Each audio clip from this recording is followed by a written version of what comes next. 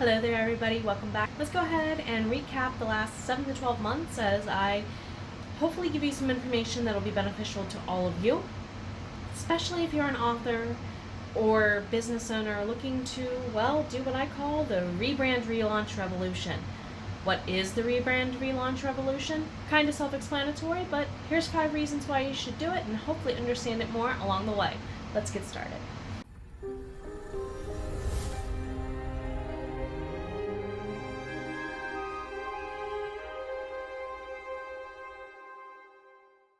Welcome back. Many of you know that I have been working on changing a trilogy, a 3-book series, into a pentalogy, a 5-book series. That's how the Merna Annals originally started. When I wrote book 1, Bound by Fate and Blood, I said, this part's going to be 3 books.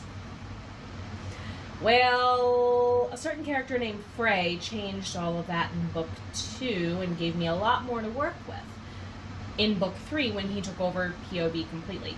So yeah, this is one of those cases of I thought I knew the story well, but I really didn't. So here's 5 reasons why I think that rebranding what was formerly known as the brand that no one could say series-wise and turning it into the Merna Annals, it was more than just a series name change and pretty colors.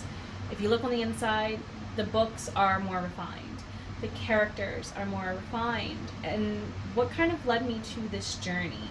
Started off with, well, last summer, toward the end of the summer, as the school year was starting up, I had to ask myself, is even bothering to tell my story, not just publishing my story, but is running a YouTube channel and a social media to market it worth it? Is it worth my time? Is it worth my money? Is it worth my energy? Is it worth the risk? Is it worth the investment? I probably went back and forth on that, well, until 2 months ago. I don't think that decision was made lightly.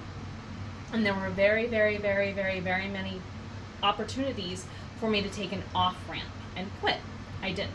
Why? Well, as part of me kind of checking into myself and saying to myself, should I share? It also becomes a question of, am I sharing it to the right people? Not just my ideal reader. I'm talking about that to a degree. We're talking about refining my keywords, my genre, my categorical listings on vendor and distributor websites. We're talking about that stuff on a very micro level too, but I had to macro it out. I had to really look and see, I've been in this business for about 1.5 years, 2 years. Are the investments I'm making in myself and others okay? Check my circle. Who's in my circle? And if you noticed, I really also took the time to change what the channel offered and kind of try different things. So for me, I then had to take what I learned as far as okay, not just where I fit in, but who can I help? Who can I learn from, and who can I encourage along the way, and how can I be a good cog? I don't want to call myself a cog in a machine, but can I be a good energy in this community that I'm cultivating around me, So I then had to, of course, number 2, that's 4, Jenna, number 2, come up with the situation that I'm a traditional Virgo in many ways, shapes, and forms. I am literally my own worst critic. You don't need to be a Virgo to be your own worst critic, just saying. But at the same time, I know that somewhere deep down inside me, I have this sometimes irrational Virgo urge to keep doing something, and it starts going into that, yes, I feel like I'm kind of throwing spaghetti at the wall, and more on that here in a minute, but some things are sticking. Why are they sticking? Thanks, Moo. It's like you want to be in every video. I love it.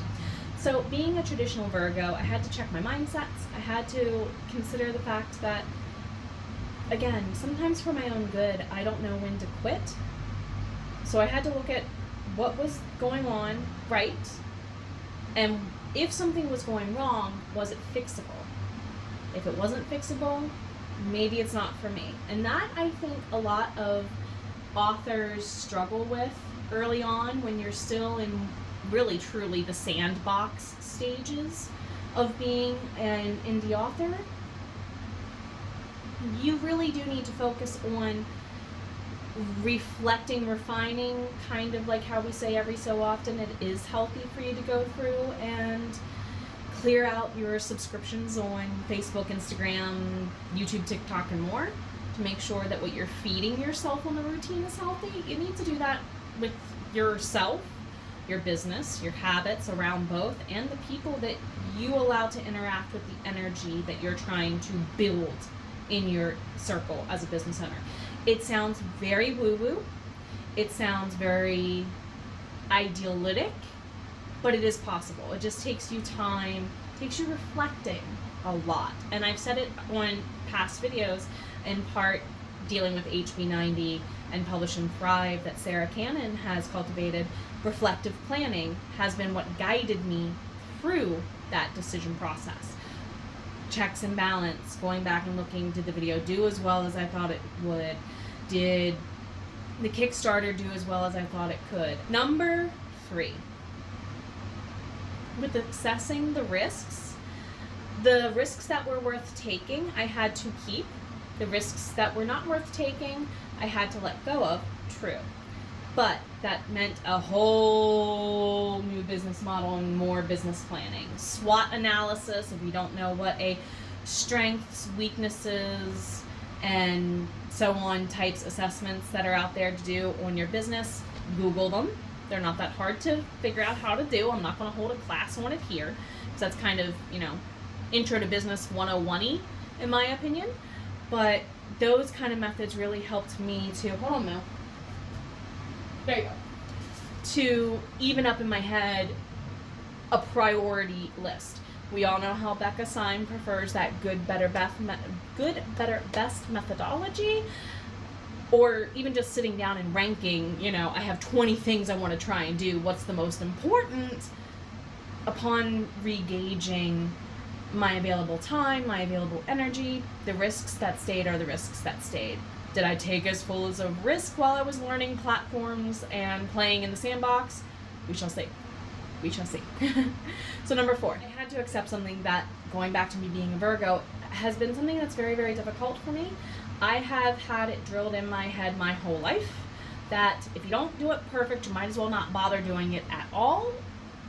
And there's consequences for not doing it perfect. And don't you dare not do it perfect. You can tell the kind of childhood upbringing I had. And me doing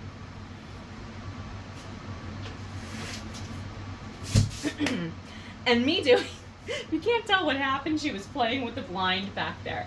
Sorry. And me doing that whole assessment of, yes, I am okay to fail, especially when I put myself back in the sandbox to play, was worth it. Now, do I think I'm out of the sandbox? That's the whole point, guys. You are still in the sandbox perpetually, or you're not having fun. So, in accepting that progress is better than perfection, and that perfection is a poison I don't want to drink, yeah, I had to accept that I needed to teach myself to learn how to have fun while still playing in the sandbox. And to kind of riff off a tarot reader, Minnow Pond Tarot, Chris, he calls it throwing spaghetti at the wall.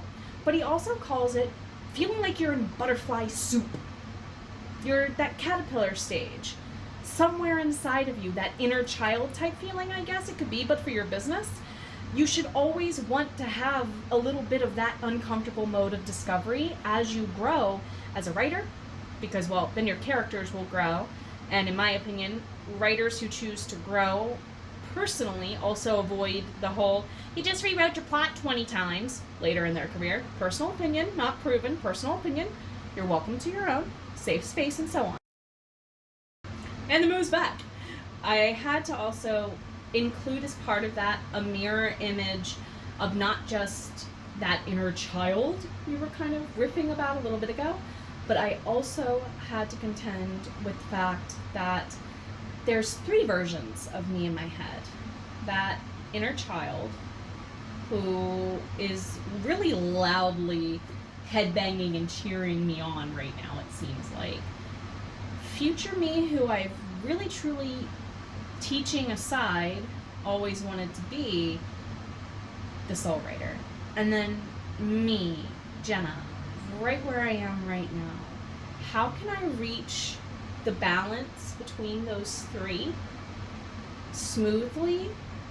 Because it's going to be uncomfortable. You're in the sandbox. You're on the playground. You're going to get hurt. And that's okay. But you have to do it with an air of comparison to others is what's going to kill your joy. And even others can be your past and your future self. I read something recently that you can grieve goals you never obtained. You can grieve experiences you always wanted but never gained.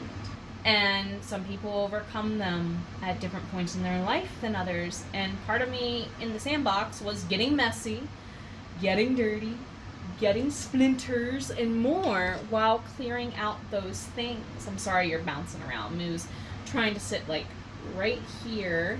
Hi Moo, you can see her ears now. And I don't want to knock any stuff over that's liquid. So what number 5 ultimately had to happen was I completely ended up reminding myself, ironically enough, of what my mission and vision and purpose for doing all of this was. And when I wrote it down, I said, wait a minute, I've written these words before. While I was working on my master's degree, becoming a teacher, I kid you not. When I was a teacher, I said I want to teach, so that way, while I kind of continue writing my own stories, I can hopefully help somebody else learn how to write theirs better and be unafraid to tell their story. But yeah, my vision is still a teacher's vision, ironically. And when I told Cody I wanted to leave the K-12 classroom for good, he reminded me for a reason that I'm still a teacher at heart. And in my soul, I'm a writer. In my soul, I'm a writer. And that's never going to change. So, later this week, a couple of things are going to happen. Well, today, specifically, I should say, books 1 and 2, Bound by Fate and Blood, alongside Bound by Oath and Heart of the Merna Annals, has been rebranded, kickstarted, revolutionized, relaunched, and 'tis officially now released. If you want to go ahead and check the links in my description box below to my website, jennathesoulwriter.com/MERNA, Merna, then you'll be able to find the links you need. I was originally just going to do an either or on the 2 link options, and someone said, well, if you have time to make it work, do both. I tried both. We are still going to go wide on September 18th. I did a staggered release with this just so I can have time to finish learning some other platforms, really. And also, not gonna lie, I want to see how much you all enjoy it, because later this year I hope to do another Kickstarter. Was the Kickstarter worth it? Yes. Am I going to bring my A game and try to give you way more, because this Kickstarter takes us up to the midpoint of the pentology to get book 3 out again? Followed kind of with the same pattern of I'll do a Kickstarter for book 3 and then release book 3 with book 4. It's going to be a busy 7 to 12 months ahead of us, and I so cannot wait to take you on this journey. If you want to become one of my potential editing or writing coach clients, I do still have openings, and you will note that it's almost the end of Camp Nano. I have openings until, well, the next Nano at this point. So if you want to go ahead and get a consult, I am open for. And to everybody who has been there to support me, to everyone who helped me keep my sanity, to everyone who helped me kickstart this thing, and to anyone who will keep this relaunch banner running, thank you. You're worth it. And thank you. Take care of yourself. And I can't say thank you enough. Thank you. Take care of yourself. Check the links below. I know you're worth it. Guess what? Chapter from Rochelle and a chapter from Bjorn later this week. Bye. Soul Writer out.